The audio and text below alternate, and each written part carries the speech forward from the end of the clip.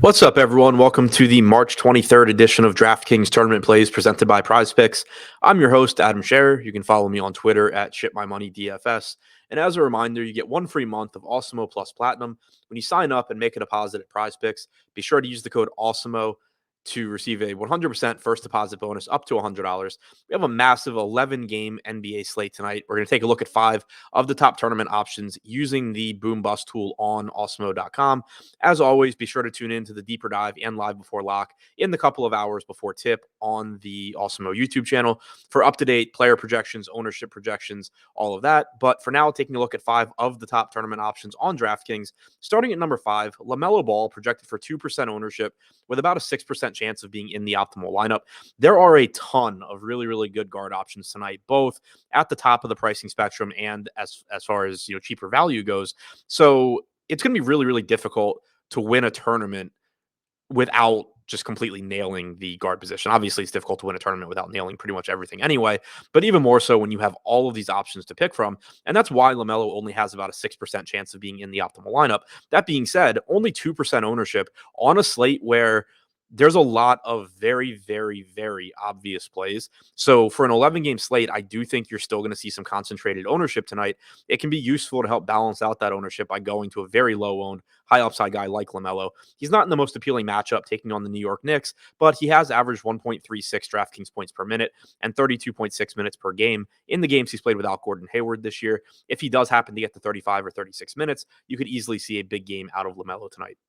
Number 4, Jaylen Brown, projected for 4% ownership with a 7% chance of being in the optimal lineup. He has shooting guard and small forward eligibility at $8,200. Similar to Ball, he's not very likely to be a tournament winning play tonight. He's not one of the best plays on the slate in terms of chances of success, but he is projected to go a bit under owned with that 4% projected ownership and a 7% chance of being in the optimal lineup.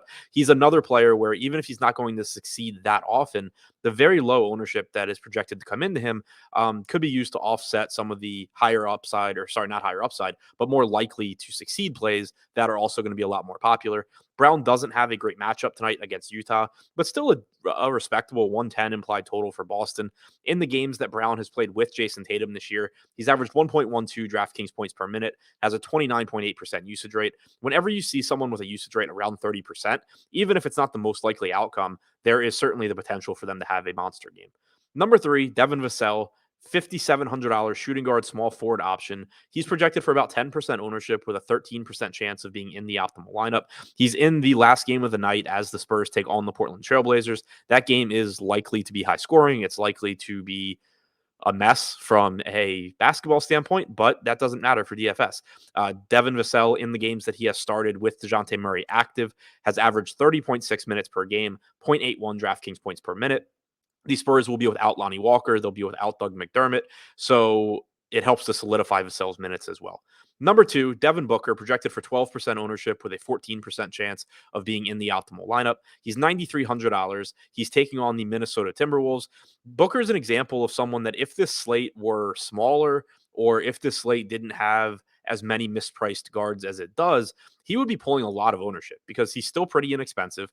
If this game is competitive, he's likely to give you around 36 minutes. He's averaged 1.45 DraftKings points per minute in the 6 games that he has played without Chris Paul and with Cameron Payne. But there's just so many options that it keeps his ownership in check and allows you to use him in tournaments as a relatively low-owned player that still has a very, very high ceiling at a reasonable price tag. And number 1, the top tournament option on tonight's slate, Dillon Brooks, projected for 15% ownership with a 19% chance of being in the optimal lineup. Brooks has yet to exceed 26 minutes since coming back from injury, but he's also been in foul trouble once or twice. He's been in several blowouts over that time. It wouldn't be surprising if tonight's game is close, if Brooks does find a way to get to 28, maybe even 30 minutes.